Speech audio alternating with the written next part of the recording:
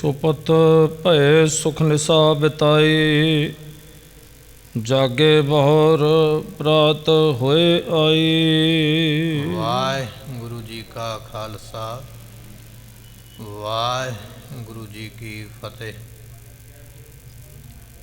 ਜੁਗੋ ਜੁਗ ਅਟਲ ਪਤਤ ਪਾਵਨ, ਗਰੀਬ ਨਵਾਜ ਸਤਿਗੁਰੂ।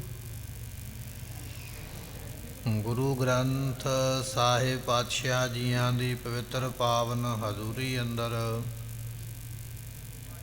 ਸਭਾਏਮਾਨ ਗੁਰੂ ਕੀ ਸੰਗਤ ਆਪ ਸੰਗਤਾਂ ਨੇ ਗੁਰਬਾਣੀ ਦੇ ਕੀਰਤਨ ਦੀ ਦਾਤ ਸਰਵਣ ਕੀਤੀ ਹੈ। ਮਿਲਿਆ ਹੋਇਆ ਸਮਾਂ ਤੇ ਸਵਾਸ ਸਫਲੇ ਬਣਾਏ। ਇਸ ਵੇਲੇ ਗੁਰ ਇਤਿਹਾਸ ਦੀ ਕਥਾ, ਗੁਰੂ ਨਾਵੇਂ ਪਾਤਸ਼ਾਹ ਦਾ ਇਤਿਹਾਸ ਆਪਾਂ ਸਰਵਣ ਕਰਦੇ ਹਾਂ। ਗੁਰੂ ਤੇਗ ਬਹਾਦਰ ਪਾਤਸ਼ਾਹ ਨੂੰ ਮੱਖਣ ਸ਼ਾਹ ਬੇਨਤੀ ਕਰਕੇ ਸ੍ਰੀ ਅੰਮ੍ਰਿਤਸਰ ਸਾਹਿਬ ਦੇ ਦਰਸ਼ਨ ਕਰਨ ਵਾਸਤੇ ਲੈ ਕੇ ਆਇਆ। ਇੱਥੋਂ ਦਿਆਂ ਮਸੰਦਾਂ ਨੇ ਸਤਿਗੁਰਾਂ ਦਾ ਆਉਣਾ ਸੁਣ ਕੇ ਸ੍ਰੀ ਹਰਿਮੰਦਰ ਸਾਹਿਬ ਦੇ ਦਰਵਾਜ਼ੇ ਬੰਦ ਕਰ ਲਏ। ਦਰਸ਼ਨੀ ਡਿਉੜੀ ਦੇ ਉੱਪਰ ਜੰਦਰਾ ਲਗਾ ਦਿੱਤਾ। ਸਤਿਗੁਰੂ ਪਾਤਸ਼ਾਹ ਜੀ ਐਸੀ ਕਰਤੂਤ ਇਹਨਾਂ ਦੀ ਵੇਖ ਕੇ ਆਪ ਉੱਤਰ ਦਿਸ਼ਾ ਨੂੰ ਚਲੇ ਗਏ। ਇੱਥੇ ਇੱਕ ਪ੍ਰੇਮੀ ਹੈ ਮਹਾਰਾਜ ਜੀਆਂ ਦਾ, ਉਸ ਦੇ ਘਰ ਦੇ ਵਿੱਚ ਮਹਾਰਾਜ ਰਾਤ ਰਹੇ ਨੇ। ਮੱਖਣ ਸ਼ਾਹ ਨੇ ਇਸ਼ਨਾਨ ਕਰਨ ਤੋਂ ਮਗਰੋਂ ਮਸੰਦਾਂ ਨੂੰ ਆਖਿਆ, ਤੁਸੀਂ ਬੜਾ ਵੱਡਾ ਇਹ ਪਾਪ ਗੁਨਾਹ ਕੀਤਾ ਹੈ। ਜਦੋਂ ਇਹ ਮਸੰਦ ਮੱਖਣ ਸ਼ਾਹ ਦੇ ਕਹਿਣ ਦੇ ਉੱਪਰ ਗੁਰੂ ਤੇਗ ਬਹਾਦਰ ਪਾਤਸ਼ਾਹ ਕੋਲ ਆਏ ਤੇ ਸਤਿਗੁਰਾਂ ਦੇ ਸੁਭਾਏਮਾਨ ਮੁਖ ਤੋਂ ਬਚਨ ਨਿਕਲਿਆ, ਨਹਿ ਮਸੰਦ ਤੁਮ ਅੰਮ੍ਰਿਤ ਸਰੀਏ, ਤ੍ਰਿਸ਼ਨਾ ਅਗਨ ਤੇ ਅੰਦਰ ਸੜੀਏ। ਇਹ ਬਚਨ ਉਸ ਵੇਲੇ ਸਤਿਗੁਰੂ ਪਾਤਸ਼ਾਹ ਨੇ ਮੁਖ ਤੋਂ ਆਖਿਆ, ਤੁਸੀਂ ਅੰਮ੍ਰਿਤਸਰ ਦੇ ਰਹਿਣ ਦੇ ਯੋਗ ਨਹੀਂ, ਤ੍ਰਿਸ਼ਨਾ ਦੀ ਅੱਗ ਦੇ ਵਿੱਚ ਸੜਦੇ ਪਏ ਹੋ। ਇਹ ਬਚਨ ਸਤਿਗੁਰਾਂ ਨੇ ਉਸ ਵੇਲੇ ਸੁਭਾਏਮਾਨ ਮੁਖ ਤੋਂ ਬਚਨ ਕੀਤੇ। ਇਸ ਤਰ੍ਹਾਂ ਇਹ ਮਸੰਦ ਜਿਹੜੇ ਨੇ ਚਲੇ ਗਏ ਤੇ ਸਤਿਗੁਰੂ ਪਾਤਸ਼ਾਹ ਜੀ ਉੱਥੇ ਹੀ ਬਿਰਾਜੇ ਹੋਏ ਨੇ। ਹੁਣ ਮੱਖਣ ਸ਼ਾਹ ਆ ਗਿਆ, ਕੀ ਕਿਰਪਾ ਕਰਦੇ ਆਓ ਸਰਵਣ ਕਰੀਏ, ਮਿਲ ਕੇ ਆਖੀਏ ਸਤਨਾਮ ਸ੍ਰੀ ਵਾਹਿਗੁਰੂ ਸਾਹਿਬ ਜੀ। ਸੁਪਤ ਭਏ ਸੁਖ ਨਿਸਾ ਬਿਤਾਈ। ਕਹਿੰਦੇ ਇਸ ਤਰ੍ਹਾਂ ਮਹਾਰਾਜ ਜੀ ਉਸ ਪ੍ਰੇਮੀ ਸਿੱਖ ਦੇ ਘਰ, ਵੱਲਾ ਪਿੰਡ ਹੈ ਅੰਮ੍ਰਿਤਸਰ ਦੇ ਵਿੱਚ, ਉਸ ਦੇ ਘਰ ਦੇ ਵਿੱਚ ਮਹਾਰਾਜ ਜੀਆਂ ਨੇ ਫਿਰ ਰਾਤ ਬਤੀਤ ਕੀਤੀ ਹੈ। ਜਾਗੇ ਬਹੁਰ ਪ੍ਰਾਤ ਹੋਏ ਆਈ। ਅਗਲਾ ਦਿਨ ਚੜ੍ਹਿਆ, ਪਾਤਸ਼ਾਹ ਜੀ ਉੱਠੇ ਨੇ। 2 ਰਾਤਾਂ ਇਸ ਸਿੱਖ ਦੇ ਘਰ ਵਿੱਚ ਮਹਾਰਾਜ ਰਹੇ। ਅਗਲਾ ਦਿਨ ਪ੍ਰਾਪਤ ਹੋਇਆ। ਅੰਮ੍ਰਿਤ ਵੇਲੇ ਉੱਠ ਕੇ ਇਸ਼ਨਾਨ ਪਾਨ ਕੀਤਾ, ਦਾਤਨ ਕੁਰਲਾ ਕੀਤਾ, ਤਿਆਰ ਹੋਏ ਹਨ। ਭਏ ਤਿਆਰ ਮਗ ਕਰਨ ਪਿਆਨਾ। ਸਤਿਗੁਰੂ ਜੀ ਇੱਥੋਂ ਹੁਣ ਚੱਲ ਕੇ ਜਾਣ ਵਾਸਤੇ ਤਿਆਰ ਹੋਏ ਨੇ, ਚੱਲਣ ਦੀ ਤਿਆਰੀ ਕੀਤੀ ਹੈ। ਸੁੰਦਰ ਜ਼ੀਨ ਪਵਾਏ ਕਿਕਾਨਾ। ਜਿਸ ਘੋੜੀ ਦੀ ਸਵਾਰੀ ਕਰਨੀ ਹੈ ਉਸ ਘੋੜੀ ਦੇ ਉੱਪਰ ਸੋਹਣੀ ਕਾਠੀ ਪਾਈ ਹੈ ਤੇ ਸਤਿਗੁਰੂ ਜੀ ਉਹਦੇ ਉੱਪਰ ਬਿਰਾਜਮਾਨ ਹੋਣ ਲੱਗੇ ਹਨ। ਭਏ ਅਰੂਢਨ ਮਾਰਗ ਚਾਲੇ। ਤੇ ਸਤਿਗੁਰੂ ਪਾਤਸ਼ਾਹ ਜੀ ਇਸ ਤਰ੍ਹਾਂ ਰਸਤੇ ਦੇ ਉੱਪਰ ਚੱਲਣ ਵਾਸਤੇ ਘੋੜੀ ਦੇ ਉੱਪਰ ਸਵਾਰ ਹੋਏ ਹਨ। ਪਹੁੰਚੇ ਆਏ ਸੋ ਬੀਚ ਬਕਾਲੇ। ਤੇ ਚਲਦਿਆਂ ਚਲਦਿਆਂ ਵੱਲੇ ਨਗਰ ਤੋਂ, ਅੰਮ੍ਰਿਤਸਰ ਤੋਂ ਚੱਲ ਕੇ ਸਤਿਗੁਰੂ ਪਾਤਸ਼ਾਹ ਜੀ ਬਾਬਾ ਬਕਾਲਾ ਸਾਹਿਬ ਜੋ ਨਗਰ ਹੈ ਉਸ ਰਸਤੇ ਨੂੰ ਚੱਲ ਕੇ ਤੇ ਪਹੁੰਚੇ ਹਨ। ਡੇਰਾ ਕਰਤ ਭਏ ਨਿਜ ਧਾਮ। ਆਪਣੇ ਘਰੇ ਮਹਾਰਾਜ ਪਹੁੰਚ ਗਿਆ। ਆਪਣੇ ਘਰ ਦੇ ਵਿੱਚ ਆ ਕੇ ਉਤਾਰਾ ਕੀਤਾ, ਡੇਰਾ ਕੀਤਾ ਹੈ। ਮਿਲੇ ਮਾਤ ਕੋ ਕੀਨ ਪ੍ਰਣਾਮ। ਆਪਣੀ ਮਾਤਾ ਸਾਹਿਬ ਜੀ, ਮਾਤਾ ਨਾਨਕੀ ਜੀਆਂ ਨੂੰ ਮਿਲੇ ਨੇ, ਆ ਕੇ ਮੱਥਾ ਟੇਕਿਆ ਹੈ। ਅਨਕ ਬਿਗਨ ਤੇ ਸੁਤ ਬਚ ਗਇਓ। ਉਸ ਵੇਲੇ ਮਾਤਾ ਜੀ ਸੋਚਦੇ ਨੇ ਕਿ ਸਾਡੇ ਪੁੱਤਰ ਦੇ ਉੱਪਰ ਵਿਘਨ ਤੇ ਬੜੇ ਪਏ ਨੇ।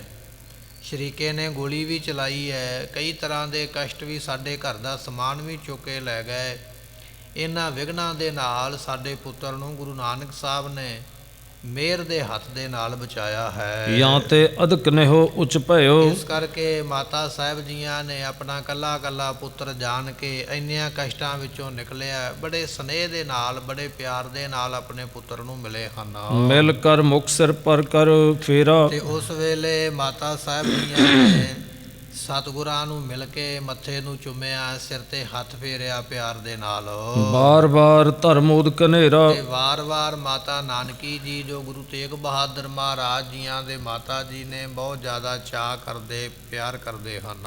ਤੈਸੇ ਮੱਖਣ ਉਤਰਿਓ ਆਨ, ਕਹਿੰਦੇ ਵੀ ਇਸੇ ਤਰ੍ਹਾਂ ਜੋ ਮੱਖਣ ਸ਼ਾਹ ਹੈ ਸੁਦਾਗਰ ਮਹਾਰਾਜ ਦਾ ਪ੍ਰੇਮੀ, ਉਹ ਵੀ ਆ ਕੇ ਉਤਰਿਆ, ਉਹਨੇ ਵੀ ਆਪਣਾ ਟਿਕਾਣਾ ਕੀਤਾ ਹੈ। ਡੇਰਾ ਕਰਤ ਭਇਓ ਨਿਜ ਥਾਨ, ਤੇ ਆਪਣੇ ਥਾਂ ਆਪਣੇ ਘਰ ਦੇ ਵਿੱਚ ਆ ਕੇ ਉਸਨੇ ਡੇਰਾ ਕੀਤਾ ਹੈ। ਖਾਨ ਪਾਨ ਕਰਕੇ ਸਭ ਭਾਂਤੀ, ਇਸ ਤਰ੍ਹਾਂ ਭਾਈ ਸਾਰਿਆਂ ਨੇ ਪ੍ਰਸ਼ਾਦਾ ਪਾਣੀ ਭੋਜਨ ਛਕ ਕੇ ਤਰੀਕੇ ਦੇ ਨਾਲ ਸੁੱਤੇ ਤਿਮਰ ਪਰਵਰਤੇ ਰਾਤੀ, ਤੇ ਕਹਿਣ ਲੱਗੇ ਇਸ ਤਰ੍ਹਾਂ ਮਹਾਰਾਜ ਜੀ ਰਾਤ ਪਈ ਹੈ ਤੇ ਪਾਤਸ਼ਾਹ ਜੀ ਸੁੱਤੇ ਨੇ ਬਰਾਜੇ ਹਨ। ਜਾਮ ਜਾਵਨੀ ਜਾਗਰਨ ਕਰੇ, ਇਸ ਤਰ੍ਹਾਂ ਜਦੋਂ ਇੱਕ ਪਹਿਰ ਰਾਤ ਰਹਿ ਜਾਂਦੀ, ਅੰਮ੍ਰਿਤ ਵੇਲਾ ਹੋ ਜਾਂਦਾ ਹੈ ਤੇ ਸਤਿਗੁਰੂ ਪਾਤਸ਼ਾਹ ਉਸ ਵੇਲੇ ਉੱਠ ਪੈਂਦੇ ਹਨ। ਵਿਦ ਤੇ ਸੋਚ ਸਮਝਨ ਕਰੇ, ਤੇ ਕਹਿਣ ਲੱਗੇ ਬੜੀ ਵਿਧੀ ਦੇ ਨਾਲ, ਬੜੇ ਤਰੀਕੇ ਦੇ ਨਾਲ ਸੋਚ ਕਿਰਿਆ ਕੀਤੀ ਹੈ, ਇਸ਼ਨਾਨ ਕੀਤਾ ਪਾਤਸ਼ਾਹ ਜੀਆਂ ਨੇ। ਵਿਦਤੀ ਬਾਤ ਜਹਾਂ ਕਰ ਦੇਸ਼, ਇਹ ਜਿੱਥੇ ਕਿੱਥੇ ਵੀ ਗੱਲ ਹੁਣ ਪ੍ਰਗਟ ਹੋ ਗਈ ਹੈ, ਮਸ਼ਹੂਰ ਹੋ ਗਈ ਹੈ, ਸੰਗਤਾਂ ਵਿੱਚ ਗੱਲਾਂ ਪਹੁੰਚ ਗਈਆਂ ਹਨ। ਵਿਦਤ ਭਏ ਸਤਿਗੁਰੂ ਵਿਸ਼ੇਸ਼, ਕਿਹੜੀ ਗੱਲ ਵੀ ਸਤਿਗੁਰੂ ਤੇਗ ਬਹਾਦਰ ਪਾਤਸ਼ਾਹ ਮਹਾਰਾਜ ਪ੍ਰਗਟ ਹੋ ਗਏ। ਇਹ ਗੁਰਤਾ ਗੱਦੀ 9ਵੀਂ ਥਾਂ ਤੇ ਜਿਹੜੀ ਹੈ ਗੁਰੂ ਹਰਕ੍ਰਿਸ਼ਨ ਪਾਤਸ਼ਾਹ ਤੋਂ ਮਗਰੋਂ ਜਿਨ੍ਹਾਂ ਦੇ ਕੋਲ ਹੈ ਉਹਨਾਂ ਦਾ ਨਾਮ ਗੁਰੂ ਤੇਗ ਬਹਾਦਰ ਪਾਤਸ਼ਾਹ ਹੈ। ਇਹ ਜਿਹੜੀ ਗੱਲ ਹੈ ਸੰਗਤਾਂ ਵਿੱਚ ਦੂਰ ਦੂਰ ਤੱਕ ਪ੍ਰਗਟ ਹੋ ਗਈ ਹੈ। ਮੰਜੀ ਅਪਰ ਸੋਢੀਆਂ ਲਾਈ, ਤੇ ਕਹਿਣ ਲੱਗੇ ਹੋਰ ਦਿਨੇ ਸੋਢੀ ਉੱਥੇ ਬੈਠੇ ਸਨ 22, ਉਹ ਜਿਹੜੇ ਗੱਦੀਆਂ ਲਾ ਕੇ ਬੈਠੇ ਨੇ ਉਹਦੇ ਵਿੱਚੋਂ ਧੀਰਮਲ ਚਲਾ ਗਿਆ, ਬਾਕੀ 21 ਹਾਲੇ ਬਾਕੀ ਨੇ। ਜਿੰਨੇ ਵੀ ਉਹ 21 ਸੋਢੀ ਉੱਥੇ ਮੰਜੀ ਲਾ ਕੇ ਗੁਰੂ ਬਣਨ ਦਾ ਦਾਵਾ ਕਰਦੇ ਹਨ। ਲੱਜਤ ਹੋਤ ਗਏ ਨਿਜ ਥਾਈ, ਇਹ ਵੀ ਸਾਰੇ ਸ਼ਰਮਿੰਦੇ ਹੋ ਗਏ। ਹੁਣ ਕੋਈ ਪੂਜਦਾ ਨਹੀਂ ਹੈ, ਕੋਈ ਮੰਨਦਾ ਨਹੀਂ ਹੈ। ਪਤਾ ਲੱਗ ਗਿਆ ਵੀ ਹੁਣ ਸਾਡੀ ਪੂਜਾ ਨਹੀਂ ਹੋਵੇਗੀ। ਸੰਗਤ ਨੂੰ ਪਤਾ ਲੱਗ ਗਿਆ ਵੀ ਪੂਰਾ ਗੁਰੂ ਕੌਣ ਹੈ। ਜਦੋਂ ਇਹਨਾਂ ਨੇ ਵੇਖਿਆ ਵੀ ਸਾਡੀ ਹੁਣ ਪੂਜਾ ਬੰਦ ਹੋ ਗਈ ਹੈ, ਸਾਨੂੰ ਕੋਈ ਮੰਨਦਾ ਨਹੀਂ, ਨਾ ਸਾਨੂੰ ਗੁਰੂ ਮੰਨਣ ਨੂੰ ਕੋਈ ਤਿਆਰ ਹੈ, ਇਹ ਸਾਰੇ ਸੋਢੀ ਧੀਰਮਲ ਦੇ ਵੱਲ ਵੇਖ ਕੇ ਆਪੋ ਆਪਣੇ ਡੇਰੇ ਚੁੱਕ ਕੇ ਆਪੋ ਆਪਣੇ ਪਿੰਡਾਂ ਨੂੰ ਸ਼ਰਮਿੰਦੇ ਹੁੰਦੇ ਚਲੇ ਗਏ ਹਨ। ਸ੍ਰੀ ਗੁਰੂ ਹਰਗੋਬਿੰਦ ਕੋ ਨੰਦ, ਗੁਰੂ ਹਰਗੋਬਿੰਦ ਪਾਤਸ਼ਾਹ ਦੇ ਜਿਹੜੇ ਨੰਦ ਸਪੁੱਤਰ ਹਨ, ਗੁਰਤਾ ਗਾਦੀ ਥਿਰੇ ਬਿਲੰਦ, ਇਹ ਗੁਰਤਾ ਗੱਦੀ ਤੇ ਨੇ। ਸੰਗਤ ਵਿੱਚ ਇਹ ਗੱਲ ਮਸ਼ਹੂਰ ਹੋ ਗਈ ਹੈ, ਮਸੰਦਾਂ ਦੇ ਵਿੱਚ ਵੀ ਗੱਲ ਇਹ ਪਹੁੰਚ ਗਈ ਵੀ ਜਿਹੜੀ 9ਵੀਂ ਥਾਂ ਤੇ ਗੁਰਤਾ ਗੱਦੀ ਹੈ ਗੁਰੂ ਤੇਗ ਬਹਾਦਰ ਪਾਤਸ਼ਾਹ ਦੇ ਕੋਲ ਹੈ।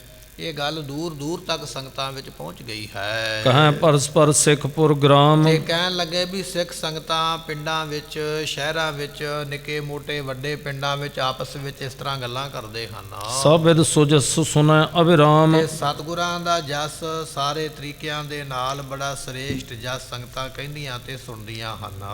ਨਿਕਟ ਕੇ ਦੂਰ ਦਰਸ ਕੇ ਹੇਤ, ਸੰਗਤਾਂ ਦੂਰੋਂ ਤੇ ਨੇੜਿਓਂ ਦਰਸ਼ਨ ਕਰਨ ਵਾਸਤੇ ਆਵਤ ਗਮਨੇ ਤਜੈ ਨਿਕੇਤ, ਆਪੋ ਆਪਣੇ ਘਰ ਛੱਡ ਕੇ ਸਤਿਗੁਰਾਂ ਦੇ ਦਰਸ਼ਨ ਕਰਨ ਵਾਸਤੇ ਆਉਂਦੇ ਹਨ। ਅਨਕ ਅਕੋਰਨ ਕੋਲੇ ਆਵੈ, ਕਈ ਤਰ੍ਹਾਂ ਦੀਆਂ ਭੇਟਾਂ ਮਹਾਰਾਜ ਨੂੰ ਭੇਟ ਕਰਨ ਵਾਸਤੇ ਦੇਣ ਵਾਸਤੇ ਲਿਆਉਂਦੇ ਹਨ। ਗ੍ਰਾਮ ਬਕਾਲੇ ਕੀ ਦਿਸ ਧਾਵੈ, ਕਹਿਣ ਲੱਗੇ ਇਸ ਤਰ੍ਹਾਂ ਬਾਬੇ ਬਕਾਲਾ ਜਿਹੜਾ ਨਗਰ ਹੈ ਇਸ ਦਿਸ਼ਾ ਵੱਲ ਨੂੰ ਇਧਰ ਨੂੰ ਦੌੜ ਦੌੜ ਕੇ ਸੰਗਤਾਂ ਆਉਂਦੀਆਂ ਹਨ। ਜਬ ਬੈਠੈ ਸ੍ਰੀ ਤੇਗ ਬਹਾਦਰ, ਜਦੋਂ ਗੁਰੂ ਤੇਗ ਬਹਾਦਰ ਪਾਤਸ਼ਾਹ ਜੀ ਬੈਠਦੇ ਨੇ ਪੰਡਾਲ ਦੇ ਵਿੱਚ, ਸੰਗਤ ਦੇ ਵਿੱਚ, ਦਰਬਾਰ ਵਿੱਚ ਬੈਠਦੇ ਹਨ।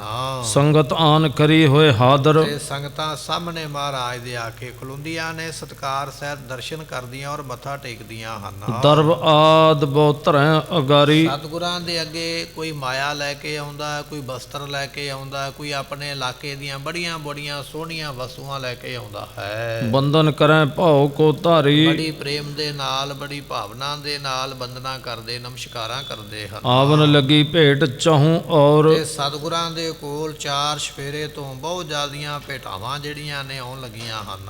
ਮਾਨੈ ਸਿੱਖ ਕੂਕੈ ਕਰ ਜੋਰ, ਤੇ ਕਹਿਣ ਲੱਗੇ ਝੁਕੈ ਕਰ ਜੋਰ। ਸਿੱਖ ਆਉਂਦੇ ਨੇ ਤੇ ਝੁਕਦੇ ਨੇ, ਹੱਥ ਜੋੜ ਜੋੜ ਕੇ ਨਮਸਕਾਰਾਂ ਕਰਦੇ ਹਨ। ਸੁਣੈ ਬਿਲੋਕੈ ਸੋਢੀ ਸਾਰੇ, ਤੇ ਕਹਿਣ ਲੱਗੇ ਵੀ ਇਸ ਤਰ੍ਹਾਂ ਜਿੰਨੇ ਸੋਢੀ ਨੇ ਸਤਿਗੁਰਾਂ ਦੇ ਦਿਦਾਰੇ ਵੀ ਕਰਦੇ ਨੇ ਔਰ ਸਤਿਗੁਰਾਂ ਦਾ ਆਉਣਾ ਵੀ ਸੁਣਦੇ ਹਨ। ਜਰੈ ਨਹੀਂ ਔਰ ਜਰੈ ਕੁਢਾਰੇ, ਜਿਹੜੇ ਬਾਕੀ ਸੋਢੀ ਨੇ 21 ਗੁਰੂ ਆਪਣੇ ਆਪ ਨੂੰ ਅਖਵਾਉਂਦੇ ਨੇ ਜਾਂ ਆਪਣੇ ਆਪ ਨੂੰ ਗੁਰੂ ਬਣਾਉਣਾ ਚਾਹੁੰਦੇ ਸਨ 22, ਜਦੋਂ ਪਤਾ ਲੱਗਾ ਵੀ ਗੁਰੂ ਤੇਗ ਬਹਾਦਰ ਪਾਤਸ਼ਾਹ ਸੰਗਤ ਵਿੱਚ ਪ੍ਰਗਟ ਹੋ ਗਏ ਨੇ, ਸੰਗਤ ਕੇਵਲ ਉਹਨਾਂ ਨੂੰ ਹੀ ਮੰਨਦੀ ਹੈ। ਇਹ ਜਿਹੜੇ 22 ਗੁਰੂ ਬਣ ਕੇ ਬੈਠੇ ਸਨ ਜਰ ਨਹੀਂ ਸਕਦੇ, ਬੜਾ ਸੜਦੇ ਅੰਦਰੋਂ ਅੰਦਰੀ ਵੀ ਅਸੀਂ ਗੁਰਤਾ ਗੱਦੀ ਤੋਂ ਖਾਲੀ ਰਹਿ ਗਏ ਹਾਂ। ਦਵੈਸ਼ ਉਪਾਵਤ ਘਟ ਬਚ ਕਹੈ, ਤੇ ਕਹਿਣ ਲੱਗੇ ਦਵੈਸ਼ ਈਰਖਾ ਇਹਨਾਂ ਦੇ ਮਨ ਵਿੱਚ ਭਰ ਗਈ ਹੈ, ਤੇ ਈਰਖਾ ਦੇ ਨਾਲ ਬੜੇ ਕੌੜੇ ਬਚਨ, ਵੱਢਣ ਵਾਲੇ ਬਚਨ, ਕੱਟਣ ਵਾਲੇ ਬਚਨ ਜਿਹੜੇ ਨੇ ਕਹਿੰਦੇ ਹਨ। ਨਹੀਂ ਮਹਾਤਮ ਗੁਰ ਕੋ ਲਹੈ, ਇਹਨਾਂ ਨੂੰ ਪਤਾ ਨਹੀਂ ਹੈ ਵੀ ਗੁਰੂ ਦਾ ਮਹਾਤਮ ਕੀ ਹੁੰਦਾ, ਗੁਰੂ ਕੀ ਹੁੰਦਾ, ਗੁਰੂ ਦੇ ਦਰਸ਼ਨ ਕਿਵੇਂ ਕਰੀਦੇ ਨੇ, ਪਰ ਇਹ ਕੇਵਲ ਨਿੰਦਿਆ ਕਰਨ ਵਾਲੇ ਪਾਸੇ ਲੱਗੇ ਹਨ। ਕਿਤਕ ਦਿਵਸ ਰਹਿ ਮੱਖਣ ਸ਼ਾਹੂ, ਕਹਿਣ ਲੱਗੇ ਵੀ ਕੁਝ ਦਿਨ ਮੱਖਣ ਸ਼ਾਹ ਵੀ ਇਸ ਬਾਬੇ ਬਕਾਲੇ ਵਿੱਚ ਬੈਠਾ ਹੈ। ਆਪਣੇ ਦੇਸ਼ ਗਮਨ ਕਰ ਚਾਹੂ, ਹੁਣ ਮੱਖਣ ਸ਼ਾਹ ਜਿਹੜਾ ਹੈ ਉਹ ਵੀ ਆਪਣੇ ਦੇਸ਼, ਆਪਣੇ ਇਲਾਕੇ ਨੂੰ ਜਾਣ ਦੀ ਇੱਛਾ ਕਰਦਾ ਹੈ। ਬੌਧਨ ਬਿਤੇ ਸ਼ੋਰ ਘਰ ਆਇਓ, ਸੋ ਮਨ ਵਿੱਚ ਸੋਚਦਾ ਮੱਖਣ ਸ਼ਾਹ ਵੀ ਹੁਣ ਸਭ ਕੁਝ ਠੀਕ ਹੋ ਗਿਆ, ਧੀਰਮੱਲ ਵੀ ਚਲਾ ਗਿਆ, ਬਾਕੀ ਜਿਹੜੇ ਪਖੰਡੀ ਗੁਰੂ ਬਣਨ ਦਾ ਦਾਵਾ ਕਰਦੇ ਸੀ ਉਹ ਵੀ ਸਾਰੇ ਚਲੇ ਗਏ ਆਪੋ ਆਪਣੇ ਪਿੰਡਾਂ ਸ਼ਹਿਰਾਂ। ਸੋ ਹੁਣ ਗੁਰੂ ਤੇਗ ਬਹਾਦਰ ਪਾਤਸ਼ਾਹ ਦੀ ਸੰਗਤ ਵਿੱਚ ਪਹਿਚਾਣ ਬਣ ਗਈ ਹੈ, ਸੰਗਤ ਮੰਨਣ ਲੱਗ ਪਈ ਹੈ ਗੁਰੂ। ਤੇ ਮੱਖਣ ਸ਼ਾਹ ਸੋਚਦਾ ਵੀ ਹੁਣ ਮੈਨੂੰ ਬੜਾ ਚਿਰ ਹੋ ਗਿਆ ਆਪਣੇ ਪਿੰਡ 'ਚੋਂ ਆਇਆ, ਆਪਣੇ ਵਪਾਰ ਵਿੱਚੋਂ ਬਾਹਰ ਨਿਕਲਿਆ, ਹੁਣ ਮੈਨੂੰ ਵਾਪਸ ਜਾਣਾ ਚਾਹੀਦਾ ਹੈ। ਪੁਰੀ ਕਾਮਨਾ ਦਰਸ਼ਨ ਪਾਇਓ, ਕਿਉਂਕਿ ਮੇਰੀ ਇੱਛਾ ਸੀ ਵੀ ਸਤਿਗੁਰਾਂ ਦੇ ਦਰਸ਼ਨ ਕਰਨੇ, ਤੇ ਉਹ ਮੈਂ ਦਰਸ਼ਨ ਇੱਥੇ ਕਰ ਲਏ ਹਨ। ਹਿਰਦੈ ਵਿਚਾਰ ਤੇ ਇੱਕ ਦਿਨ ਐਸੇ, ਕਹਿੰਦੇ ਵੀ ਇਸ ਤਰ੍ਹਾਂ ਮਨ ਵਿੱਚ ਸੋਚ ਕੇ ਵੀ ਹੁਣ ਮੁੜਨਾ ਚਾਹੀਦਾ, ਘਰ ਨੂੰ ਜਾਣਾ ਚਾਹੀਦਾ, ਤੇ ਮੱਖਣ ਸ਼ਾਹ ਫਿਰ ਚਲ ਆਇਓ ਜਹ ਸਤਿਗੁਰ ਬੈਸੇ, ਜਿੱਥੇ ਸਤਿਗੁਰੂ ਬੈਠੇ ਸਨ ਉੱਥੇ ਆ ਗਿਆ ਦੱਸਣ ਵਾਸਤੇ, ਛੁੱਟੀ ਲੈਣ ਵਾਸਤੇ, ਬੇਨਤੀ ਕਰਨ ਵਾਸਤੇ। ਨਿਮਰ ਹੋਏ ਕਰ ਬੰਧਨ ਠਾਨੀ, ਸਤਿਗੁਰਾਂ ਨੂੰ ਬੜੀ ਨਿਮਰਤਾ ਦੇ ਨਾਲ ਇਸਨੇ ਮੱਥਾ ਟੇਕਿਆ ਹੈ। ਪ੍ਰੇਮ ਜਨਾਵਤ ਬੋਲਿਓ ਬਾਣੀ, ਬੜੇ ਪ੍ਰੇਮ ਦੇ ਨਾਲ, ਬੜੀ ਸ਼ਰਧਾ ਦੇ ਨਾਲ, ਬੜੀ ਭਾਵਨਾ ਦੇ ਨਾਲ ਸਤਿਗੁਰਾਂ ਨੂੰ ਇਸ ਤਰ੍ਹਾਂ ਕਹਿਣ ਲੱਗਾ, ਦੂਰ ਅਧਿਕ ਤੇ ਮੈਂ ਚਲੇ ਆਇਓ, ਮਹਾਰਾਜ ਮੈਂ ਬੜੀ ਦੂਰੋਂ ਚੱਲ ਕੇ ਆਇਆ। ਇਸ ਦਾ ਜਿਹੜਾ ਨਗਰ ਹੈ ਜੇਲਮ ਜ਼ਿਲ੍ਹੇ ਵਿੱਚ ਟਾਂਡਾ ਲਿਖਿਆ, ਵਿਦਵਾਨਾਂ ਨੇ ਵੀ ਟਾਂਡਾ ਨਗਰ ਸੀ ਜੇਲਮ ਜ਼ਿਲ੍ਹੇ ਦੇ ਵਿੱਚ। ਸੋ ਕਹਿੰਦਾ ਮਹਾਰਾਜ ਮੈਂ ਉੱਥੋਂ ਚੱਲ ਕੇ ਆਇਆ ਹਾਂ, ਬਾਂਸ਼ਤ ਰਾਵਰ ਦਰਸ਼ਨ ਪਾਇਓ, ਤੇ ਮੈਂ ਆਪ ਜੀ ਦੇ ਦਰਸ਼ਨਾਂ ਦੀ ਇੱਛਾ ਰੱਖਦਾ ਸੀ, ਤੇ ਉਹ ਮੈਂ ਦਰਸ਼ਨ ਆਪ ਜੀ ਦੇ ਕੀਤੇ ਹਨ। ਭਇਓ ਕਿਰਤਾਰ ਤੇ ਆਪ ਸਭ ਭਾਂਤੀ, ਤੇ ਸਤਿਗੁਰੂ ਹੁਣ ਮੈਂ ਹੋ ਗਿਆ ਸਫਲਾ, ਤੁਹਾਡੇ ਦਰਸ਼ਨ ਕਰਕੇ ਸਾਰੇ ਤਰੀਕਿਆਂ ਦੇ ਨਾਲ ਮੈਂ ਆਪਣੇ ਆਪ ਨੂੰ ਸਫਲਾ ਸਮਝਦਾ ਹਾਂ। ਅਤ ਸੰਸੈ ਭਾ ਸੀਤਲ ਛਾਤੀ, ਮਹਾਰਾਜ ਜੀਓ ਮੇਰੇ ਸੰਸ਼ੇ ਹੋ ਗਿਆ ਖਤਮ ਤੁਹਾਡੇ ਦਰਸ਼ਨ ਕਰਕੇ, ਤੇ ਮੇਰੀ ਛਾਤੀ ਠੰਡੀ ਹੋ ਗਈ ਹੈ, ਨਾਮ ਬਾਣੀ ਦੇ ਨਾਲ ਮਨ ਵਿੱਚੋਂ ਤ੍ਰਿਸ਼ਨਾ ਦੀ ਅੱਗ ਬੁਝ ਗਈ ਹੈ। ਚਿਰੰਕਾਲ ਭਾ ਤਜੇ ਨਿਕੇਤ, ਮਹਾਰਾਜ ਬੜਾ ਲੰਮਾ ਸਮਾਂ ਹੋ ਗਿਆ ਸੀ ਮੈਨੂੰ ਘਰ ਛੱਡਿਆ, ਪਰ ਅੱਜ ਹੁਣ ਮੈਨੂੰ ਵਾਪਸ ਜਾਣ ਦੀ ਇੱਛਾ ਜਾਗੀ ਹੈ। ਚਲਿਓ ਚਾਹੇ ਤੁਮ ਨਾਮ ਸਮੇਤ, ਮਹਾਰਾਜ ਜੀ ਉਹ ਤੁਹਾਡੇ ਕੋਲੋਂ ਨਾਮ ਲੈ ਕੇ, ਨਾਮ ਦੀ ਬਖਸ਼ਿਸ਼ ਲੈ ਕੇ, ਤੁਹਾਡੀ ਬਖਸ਼ਿਸ਼ ਲੈ ਕੇ ਹੁਣ ਮੈਂ ਆਪਣੇ ਘਰ ਨੂੰ ਵਾਪਸ ਜਾਣਾ ਚਾਹੁੰਦਾ ਹਾਂ। ਸੁਨ ਸਤਿਗੁਰ ਕਹਿ ਸਹਿਜ ਸੁਭਾਏ, ਸਤਿਗੁਰਾਂ ਨੇ ਸੁਣੇ ਨਾ ਬਚਨ ਜਿਸ ਵੇਲੇ ਮੱਖਣ ਸ਼ਾਹ ਦੇ, ਤੇ ਗੁਰੂ ਤੇਗ ਬਹਾਦਰ ਪਾਤਸ਼ਾਹ ਜੀ ਸੁਭਾਵ ਕੀ ਫਿਰ ਉਸ ਵੇਲੇ ਹਮ ਤੇ ਭੀਤ ਬਸਿਓ ਨਾ ਜਾਏ, ਸਤਿਗੁਰੂ ਕਹਿਣ ਲੱਗੇ ਮੱਖਣ ਸ਼ਾਹ ਤੂੰ ਵੀ ਇੱਥੋਂ ਜਾਣਾ ਚਾਹਣਾ ਬਾਬੇ ਬਕਾਲੇ ਵਿੱਚੋਂ, ਤੇ ਸਾਡਾ ਵੀ ਇੱਥੇ ਹੁਣ ਬਾਬੇ ਬਕਾਲੇ ਵਿੱਚ ਰਹਿਣ ਨੂੰ ਮਨ ਨਹੀਂ ਕਰਦਾ, ਸਾਡਾ ਨਹੀਂ ਜੀ ਕਰਦਾ ਇੱਥੇ ਰਹੀਏ, ਕਿਉਂਕਿ ਇੱਥੇ ਲੋਕ ਬਹੁਤ ਈਰਖਾ ਕਰਦੇ ਨੇ, ਬੜੀ ਦਵੈਸ਼ ਕਰਦੇ ਨੇ, ਬੜੇ ਖੋਟੇ ਮਾੜੇ ਬਚਨ ਬੋਲਦੇ ਨੇ, ਇਹ ਸਾਨੂੰ ਵੇਖਣਾ ਨਹੀਂ ਚਾਹੁੰਦੇ, ਤੇ ਸਾਡਾ ਮਨ ਕਰਦਾ ਵੀ ਅਸੀਂ ਇੱਥੋਂ ਚਲੇ ਜਾਈਏ। ਤਜੈ ਦੇਸ਼ ਹੋਏ ਸਤੁਦਰਵ ਪਾਰ, ਤੇ ਅਸੀਂ ਇਹ ਦੇਸ਼ ਛੱਡ ਕੇ ਤੇ ਸਤਲੁਜ ਪਾਰ ਜਾਣਾ ਚਾਹੁੰਦੇ ਆ।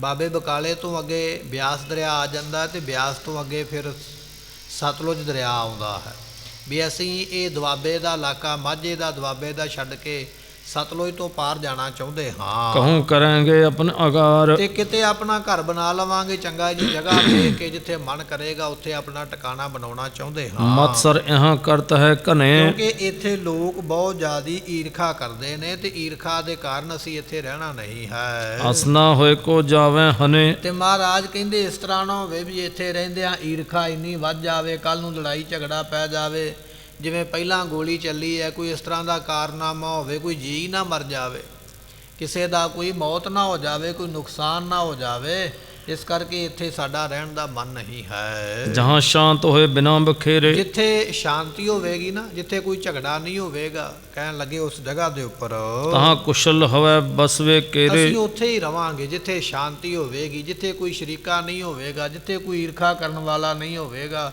ਉੱਥੇ ਆਪਣੀ ਮੌਜ ਦੇ ਵਿੱਚ ਅਸੀਂ ਬੈਠਾਂਗੇ। ਸ੍ਰੀ ਹਰਿ ਕ੍ਰਿਸ਼ਨ ਬਾਕ ਕੇ ਕਹੇ, ਕਿਉਂਕਿ ਗੁਰੂ ਹਰਕ੍ਰਿਸ਼ਨ ਪਾਤਸ਼ਾਹ ਮਹਾਰਾਜ ਨੇ ਜਿਹੜੇ ਬਚਨ ਕੀਤੇ ਸਨ ਆਪਾਂ ਪਿੱਛੇ ਸਰਵਣ ਕੀਤੇ ਹਨ।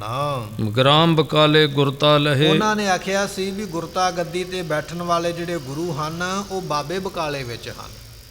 ਇਹ ਜਿਹੜਾ ਬਚਨ ਹੈ ਸੰਗਤਾਂ ਵਿੱਚ ਮਸ਼ਹੂਰ ਹੋ ਗਿਆ ਹੈ, ਤੇ ਇਸੇ ਬਚਨ ਦਾ ਲਾਭ ਉਠਾਉਣ ਵਾਸਤੇ ਕਈ ਲੋਕ ਆਪਣੇ ਆਪ ਨੂੰ ਗੁਰੂ ਬਣਾਉਂਦੇ, ਤੇ ਇੱਥੇ ਆ ਕੇ ਬੈਠ ਕੇ ਈਰਖਾ ਕਰਦੇ ਹਨ। ਜਾਂ ਤੇ ਇਹਾਂ ਬਸਨ ਸਭ ਚਾਹੈ, ਇਸ ਕਰਕੇ ਜਿੰਨੇ ਸੋਢੀ ਨੇ ਗੁਰੂ ਬਣਨਾ ਚਾਹੁੰਦੇ ਨੇ ਤੇ ਆਪਣੇ ਆਪ ਨੂੰ ਇੱਥੇ ਰੱਖਣਾ ਚਾਹੁੰਦੇ ਵੀ ਬਾਬੇ ਬਕਾਲੇ ਵਿੱਚ ਰਹੀਏ। ਤੇ ਗੁਰੂ ਹਰਕ੍ਰਿਸ਼ਨ ਪਾਤਸ਼ਾਹ ਦੇ ਬਚਨ ਨੇ ਵੀ ਗੁਰੂ ਨੌਵਾਂ ਜਿਹੜਾ ਹੈ ਉਹ ਇੱਥੇ ਵਸਦਾ ਤੇ ਅਸੀਂ ਇੱਥੇ ਰਹਿ ਕੇ ਵਸਣਾ ਨਹੀਂ ਚਾਹੁੰਦੇ, ਕਿਉਂਕਿ ਈਰਖਾ ਵੱਧਦੀ ਹੈ ਤੇ ਈਰਖਾ ਵਧਣ ਦੇ ਨਾਲ ਕਈ ਤਰ੍ਹਾਂ ਦੇ ਕਲੇਸ਼ ਤੇ ਝਗੜੇ ਪੈਂਦੇ ਹਨ। ਬਧੈ ਦਵੈਸ਼ ਪੁਨ ਆਪਸ ਮਾਹੈ, ਤੇ ਆਪਸ ਵਿੱਚ ਫਿਰ ਈਰਖਾ ਵਧੇਗੀ ਤੇ ਉਹ ਚੰਗੀ ਗੱਲ ਨਹੀਂ। ਇਸ ਕਰਕੇ ਅਸੀਂ ਇੱਥੋਂ ਚਲੇ ਜਾਣਾ ਚਾਹੁੰਦੇ ਹਾਂ। ਆਗੇ ਧੀਰ ਮਲ ਬਹੁ ਕੀਨ, ਕਿਉਂਕਿ ਅੱਗੇ ਸਾਡੇ ਨਾਲ ਧੀਰ ਮੱਲ ਨੇ ਬਹੁਤੀ ਈਰਖਾ ਕੀਤੀ ਹੈ, ਬਹੁਤਾ ਝਗੜਾ ਕੀਤਾ ਹੈ। ਕਹਾਂ ਲਾਭ ਹੋਇਓ ਦੁਖ ਭੀਨ, ਤੇ ਇੱਥੇ ਲਾਭ ਕੀ ਹੋਇਆ? ਨਾ ਧੀਰ ਮੱਲ ਨੂੰ ਕੋਈ ਲਾਭ ਹੋਇਆ। ਧੀਰ ਮੱਲ ਵੀ ਜੇ ਇੱਥੇ ਆਇਆ ਹੈ ਤੇ ਉਹ ਵੀ ਇੱਥੇ ਨੁਕਸਾਨ ਕਰਾ ਕੇ ਗਿਆ, ਆਪਣੀ ਇੱਜ਼ਤ ਗਵਾ ਕੇ ਗਿਆ, ਬਣਾ ਕੇ ਨਹੀਂ ਗਿਆ। ਧੀਰ ਮੱਲ ਵਰਗੇ ਇੱਥੇ ਕਈ ਆਉਣਗੇ, ਆਪਣੇ ਆਪ ਨੂੰ ਗੁਰੂ ਬਣਾਉਣ ਦਾ ਦਾਅਵਾ ਕਰਨਗੇ, ਤੇ ਫਿਰ ਇਸ ਕਲੇਸ਼ ਵਿੱਚ, ਝਗੜੇ ਵਿੱਚ, ਈਰਖਾ ਵਿੱਚ ਕੀ ਕਰਨਾ ਹੈ। ਇਮ ਕਹਿ ਸ੍ਰੀ ਸਤਿਗੁਰ ਭੇ ਤਿਆਰ, ਕਹਿੰਦੇ ਵੀ ਇਸ ਤਰ੍ਹਾਂ ਕਹਿ ਕੇ ਨਾ ਮਹਾਰਾਜ ਤਿਆਰ ਹੋ ਗਿਆ ਵੀ ਮੱਖਣ ਸ਼ਾਹ ਅਸੀਂ ਇੱਥੇ ਬਾਬੇ ਬਕਾਲੇ ਵਿੱਚ ਹੁਣ ਰਹਿਣਾ ਨਹੀਂ ਹੈ। ਜਨਨੀ ਸੋ ਤਬ ਕੀਨ ਉਚਾਰ, ਆਪਣੀ ਮਾਤਾ ਦੇ ਨਾਲ, ਮਾਤਾ ਸਾਹਿਬ ਮਾਤਾ ਨਾਨਕੀ ਜੀ ਜੋ ਗੁਰੂ ਤੇਗ ਬਹਾਦਰ ਪਾਤਸ਼ਾਹ ਦੇ ਮਾਤਾ ਜੀ ਨੇ, ਉਹਨਾਂ ਨੂੰ ਫਿਰ ਮਹਾਰਾਜ ਇਸ ਤਰ੍ਹਾਂ ਕਹਿਣ ਲੱਗੇ ਹਨ। ਅਪਰ ਗ੍ਰਾਮ ਬਸਵੋ ਅਬ ਬਨੈ, ਮਹਾਰਾਜ ਕਹਿਣ ਲੱਗੇ ਮਾਤਾ ਜੀ ਸਾਡਾ ਇੱਥੇ ਮਨ ਨਹੀਂ ਲੱਗਦਾ ਬਕਾਲੇ ਦੇ ਵਿੱਚ, ਅਸੀਂ ਤੇ ਇੱਥੇ ਸ਼ਾਂਤੀ ਚਾਹੁੰਦੇ ਸੀ, ਬੰਦਗੀ ਚਾਹੁੰਦੇ ਸੀ, ਪਰ ਇਹ ਲੋਕ ਸਾਡੇ ਨਾਲ ਈਰਖਾ ਕਰਦੇ ਨੇ, ਦਵੈਸ਼ ਕਰਦੇ ਨੇ, ਇਸ ਕਰਕੇ ਅਸੀਂ ਇੱਥੇ ਰਹਿਣਾ ਨਹੀਂ ਚਾਹੁੰਦੇ ਹਾਂ। ਦਵੈਸ਼ੀ ਦਵੈਸ਼ ਕਰਤ ਇਤ ਘਨੈ, ਇੱਥੇ ਬਹੁਤ ਜ਼ਿਆਦਾ ਦਵੈਸ਼ ਕਰਨ ਵਾਲੇ, ਈਰਖਾ ਕਰਨ ਵਾਲੇ ਲੋਕ ਰਹਿੰਦੇ ਨੇ ਤੇ ਸਾਡੇ ਨਾਲ ਈਰਖਾ ਕਰਦੇ ਹਨ। ਇਤਿਆਦਿ ਕਹਿ ਕੇ ਸੰਗ ਮਾਤ, ਇਸ ਤਰ੍ਹਾਂ ਆਪਣੀ ਮਾਤਾ ਜੀ ਨੂੰ ਗੁਰੂ ਤੇਗ ਬਹਾਦਰ ਪਾਤਸ਼ਾਹ ਮਹਾਰਾਜ ਸਮਝਾਉਂਦੇ ਹਨ।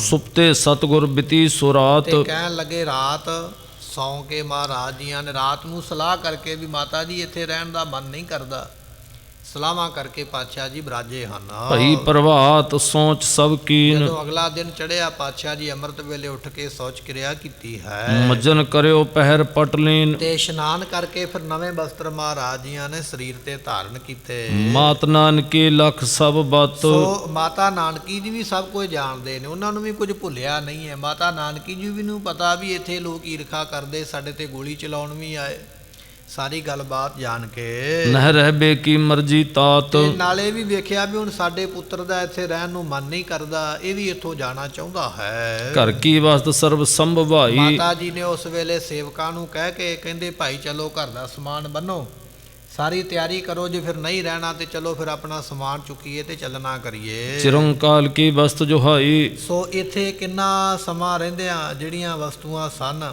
ਉਹ ਸਾਰੀਆਂ ਬੰਨੀਆਂ। ਕਾਰਨ ਇਹ ਹੈ ਵੀ ਇਹ ਸਤਿਗੁਰਾਂ ਦਾ ਨਾਨਕਾ ਪਿੰਡ ਹੈ, ਮਾਤਾ ਨਾਨਕੀ ਜੀ ਇੱਥੇ ਨਿਵਾਸ ਕਰਦੇ ਨੇ, ਤੇ ਨਾਨਕਾ ਪਿੰਡ ਹੋਣ ਕਰਕੇ ਇੱਥੇ ਕਈ ਤਰ੍ਹਾਂ ਦੀਆਂ ਵਸਤੂਆਂ ਜਿਹੜੀਆਂ ਬਣਾਈਆਂ ਰਹਿਣ ਵਾਸਤੇ ਲੋੜਾਂ ਸਨ, ਉਹ ਸਾਰੀਆਂ ਵਸਤੂਆਂ ਇਕੱਠੀਆਂ ਕੀਤੀਆਂ ਹਨ। ਨੈ ਚਿਤ ਚਾਹਤ ਤਿਆਗਵੇ ਗ੍ਰਮ, ਹੁਣ ਮਾਤਾ ਜੀ ਦੀ ਇਹ ਪਿੰਡ ਛੱਡ ਕੇ ਜਾਣ ਦੀ ਚਾਹਤ ਇੱਛਾ ਨਹੀਂ ਹੈ, ਕਿਉਂਕਿ ਇੱਕ ਤੇ ਪੇਕਿਆਂ ਦਾ ਪਿੰਡ ਹੈ, ਭਰਾ ਇਤਿਆਦਿ ਕੇ ਇੱਥੇ ਰਹਿੰਦੇ ਨੇ, ਬਾਕੀ ਆਪ ਨੂੰ ਮਾਤਾ ਜੀ ਨੂੰ ਵੀ ਇੱਥੇ ਰਹਿੰਦਿਆਂ ਕਈ ਸਾਲ ਹੋ ਗਏ ਆਪਣੇ ਪੁੱਤਰ ਦੇ ਸਮੇਤ। ਹੁਣ ਪਿੰਡ ਦੇ ਨਾਲ ਤੇ ਪਿੰਡ ਦੇ ਲੋਕਾਂ ਦੇ ਨਾਲ ਸਨੇਹ ਬਣ ਗਿਆ, ਪਿਆਰ ਬਣ ਗਿਆ, ਇਸ ਕਰਕੇ ਜਾਣ ਨੂੰ ਮਨ ਨਹੀਂ ਕਰਦਾ ਹੈ। ਪਤ ਪਾਛੇ ਬਾਸੀ ਕਰ ਧਾਮੂ, ਕਿਉਂਕਿ ਆਪਣੇ ਪਤੀ ਤੋਂ ਪਿੱਛੋਂ ਗੁਰੂ ਹਰਗੋਬਿੰਦ ਪਾਤਸ਼ਾਹ ਜੀ ਜਦੋਂ ਸੱਚਖੰਡ ਚਲੇ ਗਏ ਕੀਰਤਪੁਰ ਸਾਹਿਬ ਦੀ ਧਰਤੀ ਤੇ, ਉਦੋਂ ਮਗਰੋਂ ਮਾਤਾ ਨਾਨਕੀ ਜੀ ਆਪਣੇ ਪੁੱਤਰ ਗੁਰੂ ਤੇਗ ਬਹਾਦਰ ਪਾਤਸ਼ਾਹ ਨੂੰ ਲੈ ਕੇ ਇੱਥੇ ਹੀ ਰਹਿੰਦੇ ਆ ਰਹੇ ਨੇ ਬਾਬੇ ਬਕਾਲੇ ਨਗਰ ਦੇ ਵਿੱਚ। ਤਉ ਜਾਨ ਸਭ ਰੀਤ ਲਚਾਰੀ, ਇਸ ਕਰਕੇ ਮਾਤਾ ਜੀ ਜਾਣਾ ਤੇ ਨਹੀਂ ਚਾਹੁੰਦੇ, ਪਰ ਹੁਣ ਸਮਾਂ ਹੀ ਇਹੋ ਜਿਹਾ ਬਣ ਗਿਆ ਵੀ ਜਾਣ ਤੋਂ ਬਿਨਾ ਕੋਈ ਦੂਜਾ ਹੋਰ ਯਤਨ ਹੈ ਹੀ ਨਹੀਂ। ਸੋ ਇੱਕ ਤੇ ਲੰਮੇ ਸਮੇਂ ਤੋਂ ਪਤੀ ਦੇ ਚੜ੍ਹਾਈ ਕਰ ਜਾਣ ਤੋਂ ਮਗਰੋਂ ਗੁਰੂ ਹਰਗੋਬਿੰਦ ਪਾਤਸ਼ਾਹ ਜੀ ਸੱਚਖੰਡ ਚਲੇ ਗਏ, ਉਸ ਵੇਲੇ ਮਾਤਾ ਨਾਨਕੀ ਜੀ ਆਪਣੇ ਪੇਕੇ ਪਿੰਡ ਬਾਬੇ ਬਕਾਲੇ ਆ ਗਏ ਆਪਣੇ ਪੁੱਤਰ ਨੂੰ ਲੈ ਕੇ। 26 ਸਾਲ ਤੇ 9 ਮਹੀਨੇ ਤੇ ਕੁਝ ਦਿਨ ਮਹਾਰਾਜ ਨੇ ਇੱਥੇ ਬੰਦਗੀ ਵਿੱਚ ਲਾਏ, ਤੇ ਰਹਿੰਦਿਆਂ ਤੇ ਮਹਾਰਾਜ ਨੂੰ ਜ਼ਿਆਦਾ ਸਮਾਂ ਹੋ ਗਿਆ।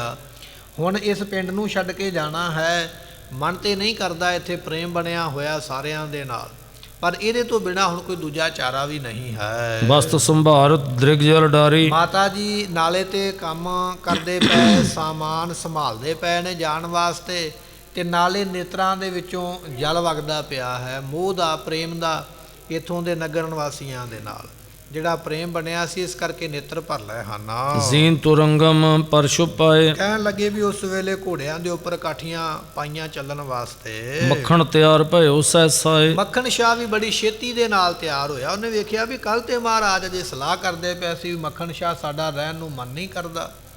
ਅਗਲੇ ਦਿਨ ਹੀ ਮਹਾਰਾਜ ਚੱਲਣ ਵਾਸਤੇ ਤਿਆਰ ਹੋ ਗਏ। ਇੰਨੀ ਛੇਤੀ ਤਿਆਰ ਹੋਏ ਨੇ, ਮੱਖਣ ਸ਼ਾਹ ਵੀ ਝੱਟ ਤਿਆਰ ਹੋ ਗਿਆ ਹੈ। ਸਭ ਦਾਸਨ ਸੋ ਕੀਨ ਉਚਾਰੀ। ਆਪਣੇ ਦਾਸਾਂ ਨੂੰ, ਆਪਣੇ ਸੇਵਕਾਂ ਨੂੰ ਕਹਿਣ ਲੱਗਾ, ਆਨੋ ਸਗਰੀ ਵਸਤ ਸੰਭਾਰੀ। ਕਹਿਣ ਲੱਗਾ ਵੀ ਮੈਂ ਚੱਲਿਆ ਗੁਰੂ ਪਾਤਸ਼ਾਹ ਦੇ ਨਾਲ।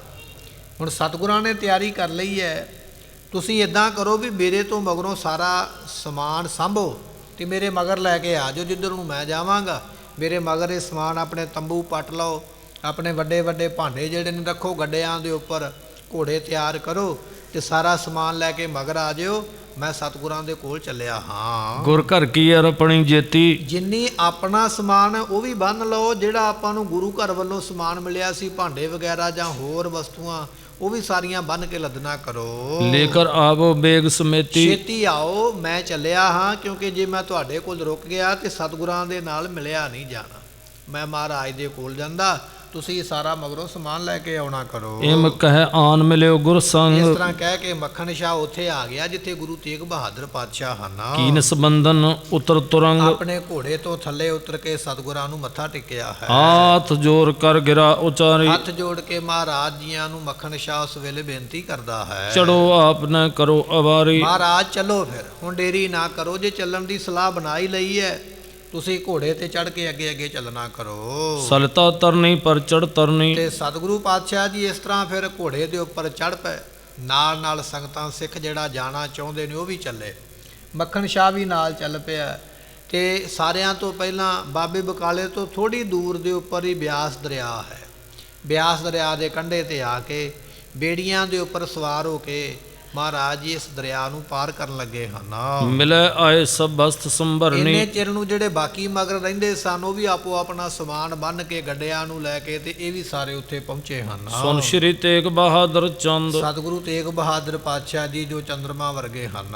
ਕਹਿ ਬੜਵਾ ਮੰਗਵਾਏ ਬਿਲੰਦ। ਸਤਿਗੁਰਾਂ ਨੇ ਫਿਰ ਆਪਣੀ ਘੋੜੀ ਮੰਗਵਾਈ, ਜਿਹੜੇ ਘਰੇ ਬੱਧੀ ਹੋਈ ਸੀ ਉਸ ਨੂੰ ਮੰਗਵਾਇਆ ਸਵਾਰੀ ਵਾਸਤੇ।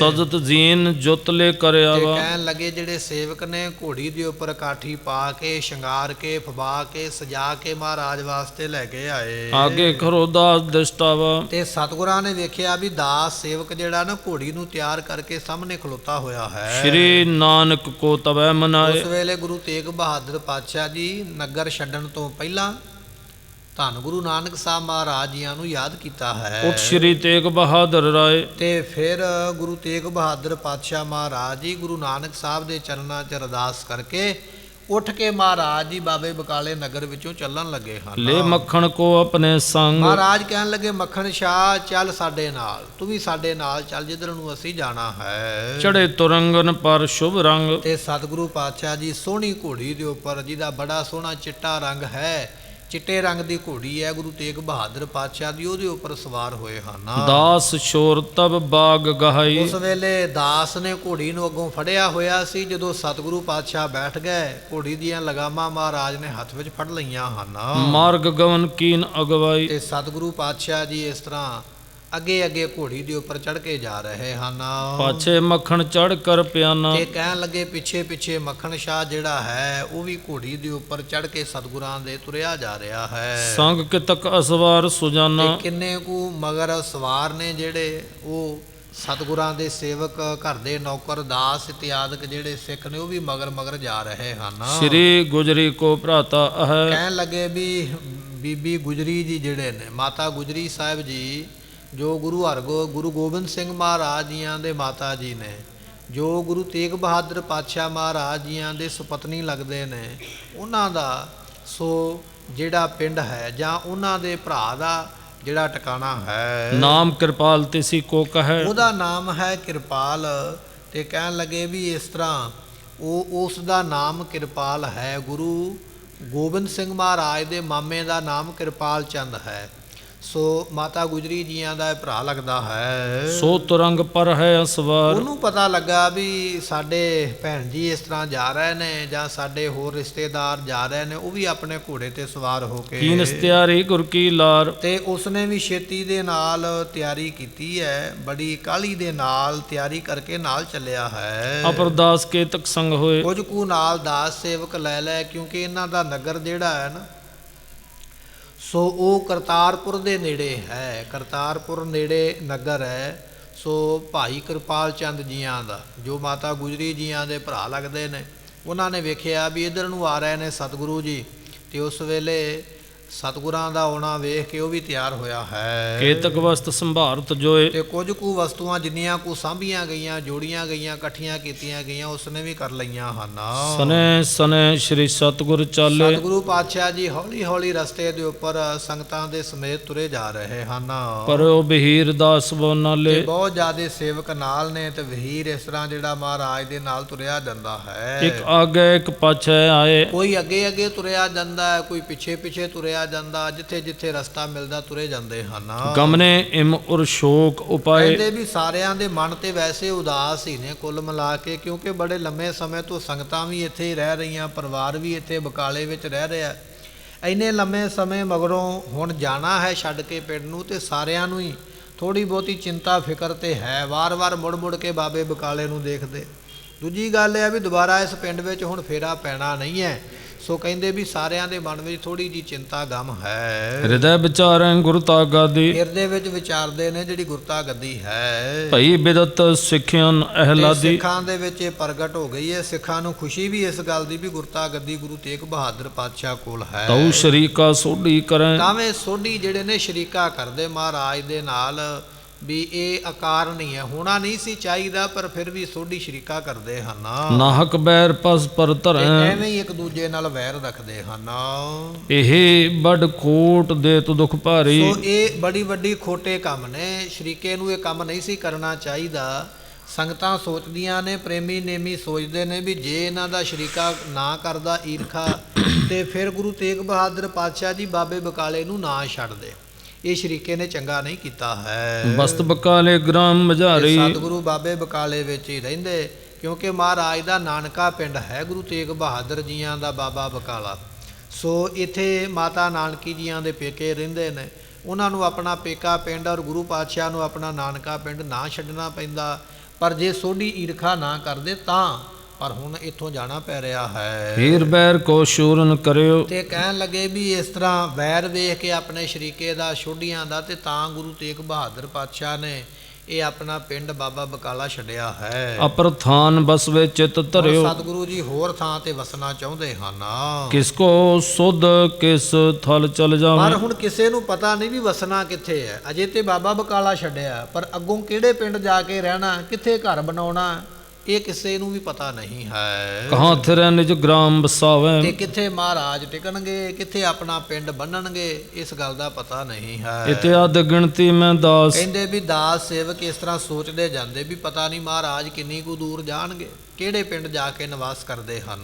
ਗਮਨੇ ਸੰਗ ਸੁਰ ਦੇ ਪਰ ਉਦਾਸ। ਮਨ ਵਿੱਚ ਉਦਾਸ ਸੀ ਸਾਰਿਆਂ ਦੀ ਹੈ। ਉਦਾਸ ਨੇ ਸਾਰੇ, ਤੇ ਉਦਾਸ ਹੋ ਕੇ ਮਗਰ ਮਗਰ ਤੁਰੇ ਜਾ ਰਹੇ ਹਨ। ਸ੍ਰੀ ਗੁਰੂ ਤੇਗ ਬਹਾਦਰ ਚੱਲੇ। ਸਤਿਗੁਰੂ ਤੇਗ ਬਹਾਦਰ ਪਾਤਸ਼ਾਹ ਜੀ ਇਸ ਤਰ੍ਹਾਂ ਤੁਰੇ ਜਾਂਦੇ ਹਨ। ਮੱਖਣ ਸੰਗ ਸੁਭਟ ਗਨ ਤੇ ਭਲੇ। ਮੱਖਣ ਸ਼ਾਹ ਵੀ ਆਪਣੇ 500 ਸਿਪਾਹੀ ਮੱਖਣ ਸ਼ਾਹ ਦੇ ਨਾਲ ਹੈ। ਬਾਕੀ ਉਹਦੇ ਪਰਿਵਾਰ ਦੇ ਮੈਂਬਰ ਵੀ ਨੇ, ਨੌਕਰ ਚਾਕਰ ਵੀ ਨੇ।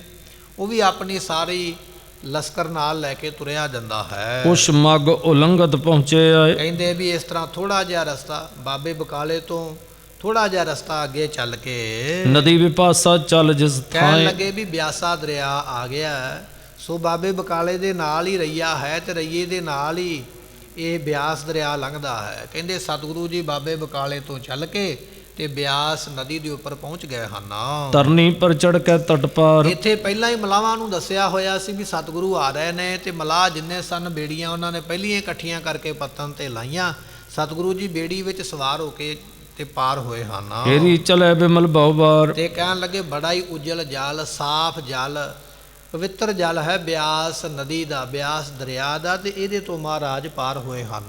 ਨੌਕਾ ਨਹੀਂ ਨਿਕਟ ਕੋ ਆਈ, ਕਹਿਣ ਲੱਗੇ ਵੀ ਇਸ ਤਰ੍ਹਾਂ ਜਿਹੜੀਆਂ ਨੌਕਾ ਬੇੜੀਆਂ ਹਨ, ਇਮ ਬਿਲੋਗ ਠਾਂਡੇ ਤਿਸ ਥਾਈ। ਤੇ ਕਹਿਣ ਲੱਗੇ ਸਤਿਗੁਰੂ ਖਲੋਤੇ ਹੋਏ ਨੇ, ਪਾਣੀ ਬੜਾ ਸਾਫ਼ ਚੱਲਦਾ ਪਿਆ ਬਿਆਸ ਦਰਿਆ ਦਾ, ਤੇ ਸਤਿਗੁਰੂ ਵੇਖਦੇ ਨੇ ਬੇੜੀਆਂ ਥੋੜੀ ਦੂਰ ਸਨ ਵੀ ਕੋਲ ਆ ਜਾਣਗੀਆਂ ਤੇ ਫਿਰ ਬੇੜੀਆਂ ਵਿੱਚ ਸਵਾਰ ਹੋ ਕੇ ਪਾਰ ਹੋਵਾਂਗੇ। ਵੇਖਦੇ ਪਏ ਮਹਾਰਾਜ ਜੀ, ਕਹਿਣ ਲੱਗੇ ਹਾਲੇ ਤੱਕ ਬੇੜੀ ਕੋਈ ਪਹੁੰਚੀ ਨਹੀਂ ਹੈ। ਸਾਥ ਪਾਸ਼ ਲੋ ਆਵਤ ਚੱਲ, ਇੰਨੇ ਚਿਰ ਨੂੰ ਪਿਛਲਾ ਸਾਥ ਜਿਹੜੇ ਪਿੱਛੇ ਰਹਿ ਗਏ ਸਨ, ਜਿਵੇਂ ਮੱਖਣ ਸ਼ਾਹ ਕਹਿ ਕੇ ਆਇਆ ਸੀ ਵੀ ਮੈਂ ਅੱਗੇ ਚੱਲਿਆ ਮਹਾਰਾਜ ਦੇ ਨਾਲ ਤੇ ਤੁਸੀਂ ਪਿੱਛੋਂ ਆ ਜਿਓ, ਉਹ ਪਿਛਲਾ ਸਾਥ ਵੀ ਪਹੁੰਚ ਗਿਆ।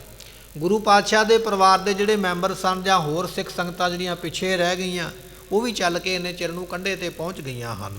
ਕਰਤ ਬਿਲੋਕਤ ਖਰੇ ਕਿਰਪਾਲਾ, ਤੇ ਸਤਿਗੁਰੂ ਪਾਤਸ਼ਾਹ ਜੀ ਫਿਰ ਖੜੇ ਹੋ ਕੇ ਵੇਖਣ ਲੱਗ ਪਏ। ਪਹਿਲਾਂ ਪਾਣੀ ਵੇਖਿਆ ਵੀ ਬੇੜੀ ਨਹੀਂ ਆਈ, ਕੁਝ ਸਮਾਂ ਲੱਗਿਆ।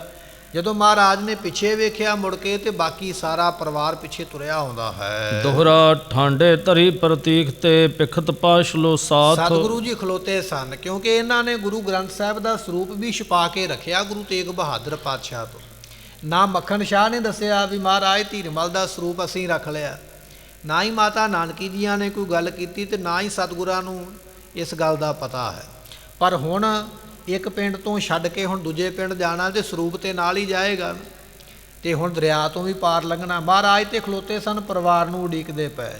ਜਦੋਂ ਪਿੱਛੇ ਮੁੜ ਕੇ ਵੇਖਿਆ ਜਿਹੜੇ ਬਾਕੀ ਆ ਰਹੇ ਹਨ, ਆਏ ਮਿਲੇ ਇਕੱਠੇ ਸਕਲ ਉਲੰਘਨ ਕੋ ਚੈਨਾਥ। ਤੇ ਕਹਿਣ ਲੱਗੇ ਹੁਣ ਸਤਿਗੁਰੂ ਪਾਤਸ਼ਾਹ ਮਹਾਰਾਜ ਜੀ ਇਸ ਦਰਿਆ ਤੋਂ ਪਾਰ ਹੋਣਾ ਚਾਹੁੰਦੇ ਹਨ। ਚੌਪਈ ਅਲਪ ਵਸਤ ਕੁ ਸਦਨ ਮਝਾਰੀ, ਥੋੜੀਆਂ ਜੀਆਂ ਵਸਤੂਆਂ ਜਿਹੜੀਆਂ ਨੇ ਘਰ ਦੇ ਵਿੱਚ ਉਸ ਵੇਲੇ ਮਹਾਰਾਜ ਜੀਆਂ ਨੇ, ਧੀਰਮਲ ਕੋ ਦੀਨ ਘਰ ਸਸਾਰੀ। ਦੇ ਵਿੱਚ ਬਹੁਤਾ ਸਮਾਨ ਨਹੀਂ ਸੀ। ਕਵੀ ਸੰਤੋਖ ਸਿੰਘ ਜੀ ਕਹਿੰਦੇ ਸਾਰਾ ਸਮਾਨ ਤੇ ਗੁਰੂ ਤੇਗ ਬਹਾਦਰ ਪਾਤਸ਼ਾਹ ਨੇ ਧੀਰਮਲ ਨੂੰ ਚੁਕਾ ਦਿੱਤਾ ਸੀ ਵੀ ਲੈ ਜਾ ਜੋ ਤੈਨੂੰ ਚਾਹੀਦਾ। ਆਪਾਂ ਪਿੱਛੇ ਕਥਾ ਵਿੱਚ ਇਹ ਵਚਨ ਸਰਵਣ ਵੀ ਕਰ ਆਏ ਹਾਂ ਕਿ ਗੁਰੂ ਤੇਗ ਬਹਾਦਰ ਨੇ ਆਖਿਆ ਸੀ ਮੱਖਣ ਸ਼ਾਹ ਨੂੰ ਵੀ ਸਾਰੇ ਘਰ ਦਾ ਸਮਾਨ ਚੁੱਕ ਕੇ ਧੀਰਮਲ ਨੂੰ ਦੇ ਦੇ, ਉਹਨੂੰ ਭੁੱਖ ਹੈ, ਉਹਦੀ ਭੁੱਖ ਪੂਰੀ ਹੋਵੇ ਤੇ ਆਪਾਂ ਨੂੰ ਕੁਝ ਨਹੀਂ ਚਾਹੀਦਾ। ਇਸ ਕਰਕੇ ਸਮਾਨ ਤੇ ਪਹਿਲਾਂ ਹੀ ਧੀਰਮਲ ਨੂੰ ਦਿੱਤਾ ਜਾ ਚੁੱਕਾ। ਘਰ ਵਿੱਚ ਕੋਈ ਬਹੁਤਾ ਵੱਡਾ ਸਮਾਨ ਜਾਂ ਬਹੁਤਾ ਜ਼ਿਆਦਾ ਨਹੀਂ ਸੀ ਜਿਹਨੂੰ ਸੰਭਾਲਣ ਵਾਸਤੇ ਬਹੁਤਾ ਟਾਈਮ ਲੱਗੇ ਜਾਂ ਬਹੁਤਾ ਪ੍ਰਬੰਧ ਕਰਨਾ ਪਵੇ। ਥੋੜ੍ਹਾ ਬਹੁਤਾ ਸਮਾਨ ਸੀ ਜਿਹੜਾ ਘਰ ਦੇ ਵਿੱਚ, ਉਹ ਹੱਥਾਂ ਵਿੱਚ ਹੀ ਫੜ ਲਿਆ ਸਾਰਿਆਂ ਨੇ, ਤੇ ਇਸ ਤਰ੍ਹਾਂ ਲੈ ਕੇ ਤੁਰੇ ਆਉਂਦੇ ਹਨ। ਲਗ ਤੁਰੰਗਨ ਪਰ ਧਰਸੋ ਲਿਆਏ, ਕਿਸੇ ਨੇ ਘੋੜੀ ਤੇ ਰੱਖ ਲਿਆ ਵੀ ਆਪਣੇ ਨਾਲ ਹੀ ਬੰਨ੍ਹ ਲਿਆ ਛੋਟਾ ਮੋਟਾ ਬੈਗ, ਕਿਸੇ ਨੇ ਹੋਰ ਜਿਹੜਾ ਕੋਈ ਸਾਧਨ ਸੀ ਉਹਦੇ ਨਾਲ ਆਪਣਾ ਸਮਾਨ ਟੰਗ ਲਿਆ ਹੈ। ਸਨੇ ਸਨੇ ਗੁਰ ਟਿਕ ਚਲੇ ਇਹ ਆਏ, ਸਾਰੇ ਚੱਲਦੇ ਚੱਲਦੇ ਜਿੱਥੇ ਗੁਰੂ ਪਾਤਸ਼ਾਹ ਖਲੋਤੇ ਸਨ ਬਿਆਸ ਦਰਿਆ ਦੇ ਕੰਢੇ, ਉੱਥੇ ਪਹੁੰਚ ਗਏ ਹਨ। ਕੇਤਕ ਸਿੱਖ ਫਕੀਰ ਕਿਤੇ, ਤੇ ਕਹਿਣ ਲੱਗੇ ਕੁਝ ਤੇ ਮਹਾਰਾਜ ਦੇ ਸਿੱਖ ਨੇ, ਸਿੱਖਾਂ ਤੋਂ ਭਾਵ ਜਿਹੜੇ ਪਰਿਵਾਰ ਦੇ ਸਮੇਤ ਨੇ, ਪਰਿਵਾਰਕ ਮੈਂਬਰ ਨੇ, ਕੁਝ ਤੇ ਸਿੱਖ ਉਹ ਨੇ ਜਿਹੜੇ ਆਪਣੇ ਪਰਿਵਾਰ ਦੇ ਨਾਲ ਮਹਾਰਾਜ ਦੇ ਆਉਂਦੇ ਪਏ, ਤੇ ਕੁਝ ਫਕੀਰ ਤੋਂ ਭਾਵ ਹੈ ਜਿਹੜੇ ਸਾਧੂ ਸੰਤ ਸਨ ਮਹਾਰਾਜ ਦੀ ਸੰਗਤ ਵਿੱਚ। ਗੁਰੂ ਤੇਗ ਬਹਾਦਰ ਪਾਤਸ਼ਾਹ ਦੇ ਨਾਲ ਬਹੁਤ ਜ਼ਿਆਦਾ ਸਾਧੂ ਸੰਤ ਰਿਹਾ ਕਰਦੇ ਸਨ, ਤੇ ਕੁਝ ਸਾਧੂ ਸੰਤ ਵੀ ਨੇ, ਕੁਝ ਜਿਹੜੇ ਬਿਹੰਗਮ ਸਿੱਖ ਨੇ ਮਹਾਰਾਜ ਜੀਆਂ ਦੇ, ਜਿਨ੍ਹਾਂ ਦੇ ਪਰਿਵਾਰ ਨਹੀਂ ਵਸਾਏ, ਪਰਿਵਾਰ ਨਹੀਂ ਬਣਾਏ, ਇਸ ਤਰ੍ਹਾਂ ਦੇ ਸਿੱਖ ਵੀ ਨਾਲ ਮਹਾਰਾਜ ਦੇ ਤੁਰੇ ਆਉਂਦੇ ਹਨ। ਮਿਲ ਸੰਗੀ ਭੇ ਜਲਦ ਵਿਵੇਕ, ਕਹਿਣ ਲੱਗੇ ਵੀ ਇਸ ਤਰ੍ਹਾਂ ਸਾਰੇ ਇਕੱਠੇ ਹੋ ਗਏ। ਜਿੱਥੇ ਗੁਰੂ ਤੇਗ ਬਹਾਦਰ ਪਾਤਸ਼ਾਹ ਜੀ ਖਲੋਤੇ ਸਨ, ਜਿਹੜੇ ਪਰਿਵਾਰਾਂ ਵਾਲੇ ਸਨ ਉਹ ਵੀ ਉੱਥੇ ਆ ਗਏ, ਜਿਹੜੇ ਬਿਨਾਂ ਪਰਿਵਾਰਾਂ ਤੋਂ ਸਨ ਸਾਧੂ ਸੰਤ ਉਹ ਵੀ ਉੱਥੇ ਮਹਾਰਾਜ ਦੇ ਕੋਲ ਪਹੁੰਚੇ ਹਨ। ਆਏ ਆਏ ਗੁਰ ਢਿਗ ਹੋਏ ਠਾਡੇ, ਜਿੱਥੇ ਸਤਿਗੁਰੂ ਖਲੋਤੇ ਉੱਥੇ ਸਾਰੇ ਆ ਕੇ ਖੜੇ ਹੋ ਗਏ ਹਨ। ਸ਼ਰਧਾਲੂ ਪ੍ਰੇਮੀ ਮਨ ਗਾਢੇ, ਇਹ ਸ਼ਰਧਾਲੂ ਨੇ ਮਹਾਰਾਜ ਦੇ ਬੜਾ ਪ੍ਰੇਮ ਇਹਨਾਂ ਦੇ ਮਨ ਵਿੱਚ ਵਧਿਆ ਹੈ। ਇਤਨੇ ਮੈਂ ਸਿੱਖ ਸੋਚ ਚਲੇ ਆਏ, ਕਹਿਣ ਲੱਗੇ ਵੀ ਹੁਣ ਕੀ ਹੋਵੇ, ਜੇ ਹੁਣ ਗੁਰੂ ਪਾਤਸ਼ਾਹ ਦਰਿਆ ਪਾਰ ਕਰਨ ਤੇ ਤਾਂ ਤੇ ਪੜਦਾ ਰਹਿ ਸਕਦਾ, ਪਰ ਗੁਰੂ ਪਾਤਸ਼ਾਹ ਤੇ ਦਰਿਆ ਪਾਰ ਕੀਤਾ ਹੀ ਨਹੀਂ, ਪਹਿਲਾਂ ਹੀ ਖਲੋ ਗਿਆ ਕੰਢੇ ਤੇ। ਹੁਣ ਜਿਹੜੇ ਸਿੱਖ ਦੇ ਕੋਲ ਗੁਰੂ ਗ੍ਰੰਥ ਸਾਹਿਬ ਦਾ ਸਰੂਪ ਸੀ ਉਹ ਕੀ ਕਰਦਾ, ਹੁਣ ਆਉਣਾ ਤੇ ਉਹਨੂੰ ਵੀ ਪੈਣਾ। ਕਹਿਣ ਲੱਗੇ ਇੰਨੇ ਚਿਰ ਨੂੰ ਉਹ ਸਿੱਖ ਆ ਗਿਆ ਹੈ, ਗੁਰੂ ਗ੍ਰੰਥ ਜਨ ਸੀਸ ਉਠਾਇਓ, ਜਿਹਨੇ ਗੁਰੂ ਗ੍ਰੰਥ ਸਾਹਿਬ ਦਾ ਸਰੂਪ ਆਪਣੇ ਸਿਰ ਤੇ ਚੁੱਕਿਆ ਹੋਇਆ। ਉਹ ਸਿੱਖ ਜੀ ਦੀ ਡਿਊਟੀ ਲੱਗੀ ਸੀ ਨਾ ਵੀ ਤੂੰ ਸੇਵਾ ਕਰਨੀ ਹੈ ਗੁਰੂ ਗ੍ਰੰਥ ਸਾਹਿਬ ਦੇ ਸਰੂਪ ਦੀ। ਇਹ ਸਰੂਪ ਉਹ ਹੈ ਜਿਹੜਾ ਗੁਰੂ ਅਰਜਨ ਸਾਹਿਬ ਨੇ ਲਿਖਵਾਇਆ ਭਾਈ ਗੁਰਦਾਸ ਸਾਹਿਬ ਜੀਆਂ ਦੇ ਕੋਲੋਂ, ਤੇ ਧੀਰਮਲ ਨੇ ਆਪਣੇ ਕੁਝ ਰੱਖਿਆ ਸੀ ਇਹ ਸਰੂਪ ਗੁਰੂ ਹਰਗੋਬਿੰਦ ਪਾਤਸ਼ਾਹ ਤੋਂ ਲੈ ਕੇ। ਪਰ ਮੱਖਣ ਸ਼ਾਹ ਜਦੋਂ ਸਮਾਨ ਚੁੱਕਣ ਗਿਆ ਸੀ ਧੀਰਮਲ ਦੇ ਘਰੋਂ, ਉਹਨੇ ਗੁਰੂ ਤੇਗ ਬਹਾਦਰ ਪਾਤਸ਼ਾਹ ਤੇ ਗੋਲੀ ਚਲਾਈ ਸੀ, ਉਹਦੇ ਸਮਾਨ ਦੇ ਨਾਲ ਨਾਲ ਗੁਰੂ ਗ੍ਰੰਥ ਸਾਹਿਬ ਦਾ ਸਰੂਪ ਵੀ ਚੁੱਕ ਕੇ ਲੈ ਆਂਦਾ। ਪਰ ਜਦੋਂ ਗੁਰੂ ਤੇਗ ਬਹਾਦਰ ਪਾਤਸ਼ਾਹ ਨੇ ਆਖਿਆ ਵੀ ਸਮਾਨ ਮੋੜ ਦਿਓ ਧੀਰਮਲ ਦਾ, ਆਪਾਂ ਨੂੰ ਨਹੀਂ ਚਾਹੀਦਾ, ਬਾਕੀ ਤੇ ਸਾਰਾ ਸਮਾਨ ਮੋੜ ਦਿੱਤਾ, ਪਰ ਗੁਰੂ ਗ੍ਰੰਥ ਸਾਹਿਬ ਦਾ ਸਰੂਪ ਨਾ ਮੋੜਿਆ ਵੀ ਇਹ ਰੱਖ ਲਈਏ। ਔਰ ਗੁਰੂ ਤੇਗ ਬਹਾਦਰ ਪਾਤਸ਼ਾਹ ਨੂੰ ਦੱਸਿਆ ਵੀ ਨਾ। ਪਰਦਾ ਪਹਿਲਾਂ ਤੇ ਰਹਿੰਦਾ ਰਿਹਾ, ਪਰ ਅੱਜ ਕੀ ਬਣਿਆ?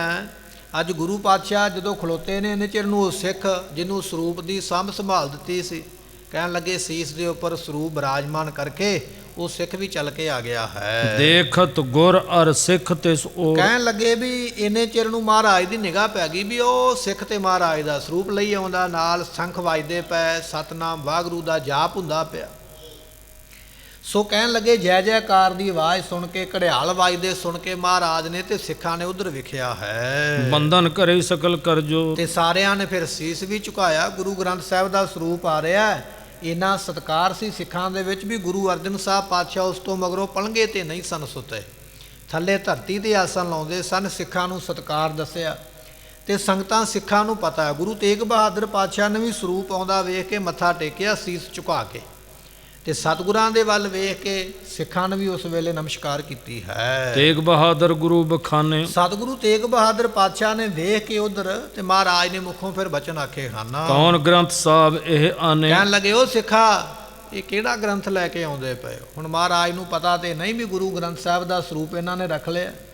ਸਤਿਗੁਰਾਂ ਨੇ ਪੁੱਛਿਆ, ਕਹਿੰਦੇ ਕਿਹੜਾ ਗ੍ਰੰਥ ਹੈ ਜਿਹੜਾ ਤੁਸੀਂ ਲੈ ਕੇ ਆਉਂਦੇ ਪਏ ਹੋ? ਕਿਤਲੇ ਜਾਏ ਇਹ ਕਿਸ ਪਾਸ। ਇਹ ਕਿੱਥੋਂ ਲੈ ਕੇ ਆਏ ਹੋ ਤੇ ਕਿੱਥੇ ਲੈ ਕੇ ਚੱਲੇ ਹੋ? ਇਸ ਵੇਲੇ ਕਿਹਦੇ ਕੋਲ ਹੈ? ਇਹ ਤਿੰਨ ਸਵਾਲ ਮਹਾਰਾਜ ਨੇ ਆਖੇ। ਸਰੂਪ ਲੈ ਕੇ ਕਿੱਥੋਂ ਆਏ ਹੋ? ਹੈ ਕਿਹਦਾ? ਲੈ ਕੇ ਕਿੱਥੋਂ ਆਏ ਹੋ? ਲੈ ਕੇ ਕਿੱਥੇ ਚੱਲੇ ਹੋ? ਤੇ ਹੈ ਇਹ ਕਿਸ ਦੇ ਕੋਲ ਹੈ? ਇਸ ਗੱਲ ਦਾ ਜਵਾਬ ਦੇਣਾ ਕਰੋ। ਬੁਝੋ ਇਸਕੋ ਕਰੋ ਪ੍ਰਕਾਸ਼। ਤੇ ਮਹਾਰਾਜ ਕਹਿਣ ਲੱਗੇ ਦੱਸੋ ਭਾਈ, ਅਤੇ ਸਾਨੂੰ ਦੱਸੋ ਇਹ ਕਿੱਥੋਂ ਆਇਆ ਹੈ? ਇਹ ਸਰੂਪ ਹੈ ਕਿਹਦਾ? ਗੁਰੂ ਗ੍ਰੰਥ ਸਾਹਿਬ ਦਾ ਹੈ ਜਾਂ ਕੋਈ ਹੋਰ ਗ੍ਰੰਥ ਹੈ? ਪਰ ਇਹ ਆਇਆ ਕਿੱਥੋਂ ਹੈ? ਕਿਉਂਕਿ ਸਾਡੇ ਕੋਲ ਤੇ ਹੈ ਨਹੀਂ, ਔਰ ਲੈ ਕੇ ਕਿੱਥੇ ਚੱਲੇ ਹੋ ਇਸ ਗੱਲ ਦਾ ਪਤਾ ਨਹੀਂ। ਇਸ ਵੇਲੇ ਦਾ ਜ਼ਿੰਮੇਵਾਰ ਕੌਣ ਹੈ? ਇਸ ਵੇਲੇ ਹੈ ਕਿਹਦੇ ਕੋਲ ਦੱਸੋ? ਹੁਣ ਸਵਾਲ ਹੈ, ਜਵਾਬ ਕਿਹੜਾ ਦੇਵੇ? ਮੱਖਣ ਸ਼ਾਹ ਵੀ ਡਰਦਾ ਵੀ ਜੇ ਆਖਿਆ ਮਹਾਰਾਜ ਸਾਡਾ ਹੀ ਹੈ, ਮਹਾਰਾਜ ਨੇ ਕਹਿਣਾ ਪਹਿਲਾਂ ਨਹੀਂ ਦੱਸਿਆ ਤੁਹਾਨੂੰ, ਤੂੰ ਆਖਿਆ ਸੀ ਸਭ ਕੁਝ ਮੋੜ ਦਿਓ, ਫਿਰ ਰੱਖਿਆ ਕਿਉਂ ਹੈ? ਮਾਤਾ ਨਾਨਕੀ ਜੀ ਵੀ ਚੁੱਪ ਕਰ ਗਏ ਵੀ ਹੁਣ ਮੈਂ ਕੀ ਆਖਾਂ, ਮੈਂ ਕੀ ਜਵਾਬ ਦੇਵਾਂ। ਬਾਕੀ ਸਿੱਖ ਵੀ ਚੁੱਪ ਕਰਕੇ ਨੀਵੀਆਂ ਪਾ ਕੇ ਖਲੋ ਗਏ। ਮਹਾਰਾਜ ਨੇ ਫਿਰ ਦੁਹਰਾਇਆ, ਕਹਿਣ ਲੱਗੇ ਜਵਾਬ ਨਹੀਂ ਦਿੰਦੇ। ਇਹ ਕਿੱਥੋਂ ਆਇਆ ਹੈ? ਕਿਸ ਦਾ ਸਰੂਪ ਹੈ? ਕਿਹੜਾ ਗ੍ਰੰਥ ਲੈ ਕੇ ਆਉਂਦੇ ਪਏ ਹੋ? ਜਦੋਂ ਦੂਜੀ ਵਾਰੀ ਮਹਾਰਾਜ ਨੇ ਪੁੱਛਿਆ, ਹੁਣ ਸਿੱਖ ਕੀ ਜਵਾਬ ਦੇਣਗੇ ਇਹ ਆਪਾਂ ਕੱਲ੍ਹ ਦੇ ਦੀਵਾਨ ਵਿੱਚ ਸਰਵਣ ਕਰਾਂਗੇ। ਸਮੇਂ ਦੀ ਸਮਾਪਤੀ, ਭੁੱਲਾਂ ਦੀ ਮੁਆਫੀ, ਬਚਨ ਗੁਰੂ ਕਾ ਹਿਰਦੇ ਵਸੇ, ਭੁੱਲਾਂ ਦਾਸ ਦੀਆਂ ਮੁਆਫ ਕਰਨੀਆਂ, ਲੇਖਾ ਕਤਹਿ ਨ ਛੁਟੀ ਹੈ,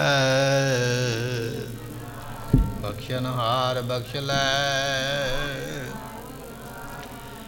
ਵਾਹਿਗੁਰੂ ਜੀ ਕਾ ਖਾਲਸਾ, ਵਾਹਿਗੁਰੂ ਜੀ ਕੀ ਫਤਿਹ। ਆਪ